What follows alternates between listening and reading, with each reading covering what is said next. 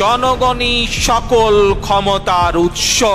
বিভ্রান্ত না হয়ে জনগণকে নির্বাচনের জন্য মানসিক প্রস্তুতি নেওয়ার আহ্বান জানিয়েছেন বিএনপির ভারপ্রাপ্ত চেয়ারম্যান তারেক রহমান। তিনি বলেছেন, যারা জনগণের আদালতের রায়ের মুখোমুখি হতে ভয় পায় কিংবা যাদের ভিন্ন কোনো উদ্দেশ্য রয়েছে, তারাই নির্বাচন অনুষ্ঠান নিয়ে নানা রকম বিভ্রান্তি সৃষ্টি করছে। বুধবার বিকেলে রমনা ইঞ্জিনিয়ার্স ইনস্টিটিউশনে জাতীয়তাবাদী ছাত্রদলের ৪৬তম প্রতিষ্ঠা বার্ষিকীর আলোচনা সভায় তিনি কথা বলেন। বিএনপির ভারপ্রাপ্ত চেয়ারম্যান বলেন, রাষ্ট্র, রাজনীতি এবং রাজনৈতিক দলের গুণগত পরিবর্তনের জন্য সংস্কার এবং নির্বাচন উভয়ই প্রয়োজন। তবে রাষ্ট্রের জনগণের রাজনৈতিক ও অর্থনৈতিক ক্ষমতা নিশ্চিত করা না গেলে গণতন্ত্র, মানবাধিকার কিংবা পুঁথিগত সংস্কার শেষ পর্যন্ত কোনো কিছুই টেকসই হয় না। তারেক রহমান আরো বলেন, বিএনপির দৃষ্টিভঙ্গি অত্যন্ত স্বচ্ছ।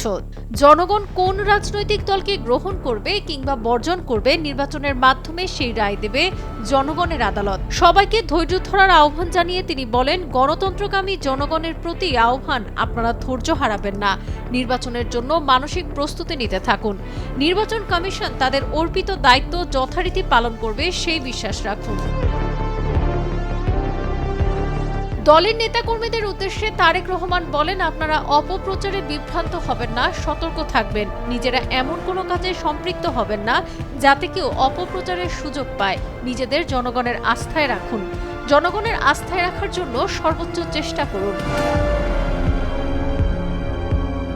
তিনি আরো বলেন, আমাদের সকলকে খেয়াল রাখতে হবে কোনো হঠকারী সিদ্ধান্তের কারণে যাতে গণ অভ্যুত্থানের আকাঙ্ক্ষা বিনষ্ট হবার পরিস্থিতি সৃষ্টি না হয়। কোনো মহল থেকে সংস্কার নাকি নির্বাচন, এই ধরনের জিজ্ঞাসাকে বিএনপি তথা দেশপ্রেমিক সব মানুষ, সব রাজনৈতিক দল স্রেফ উদ্দেশ্য প্রণোদিত কুটতর্ক বলেই বিবেচনা করে। বরং আমাদের দল বিএনপি মনে করে, রাষ্ট্র, রাজনীতি এবং রাজনৈতিক দলের গুণগত পরিবর্তনের জন্য সংস্কার এবং নির্বাচন উভয়ই প্রয়োজন। একইভাবে গণতান্ত্রিক ব্যবস্থাকে টেকসই এবং প্রাতিষ্ঠানিক রূপ দিতে নির্বাচনই সবচেয়ে বেশি গুরুত্বপূর্ণ ও কার্যকর পন্থা। নির্বাচনের মাধ্যমে জনগণ ভোটের অধিকার প্রয়োগের যে সুযোগটি পায়, যেটি রাষ্ট্র জনগণের রাজনীতির ক্ষমতা নিশ্চিত করে।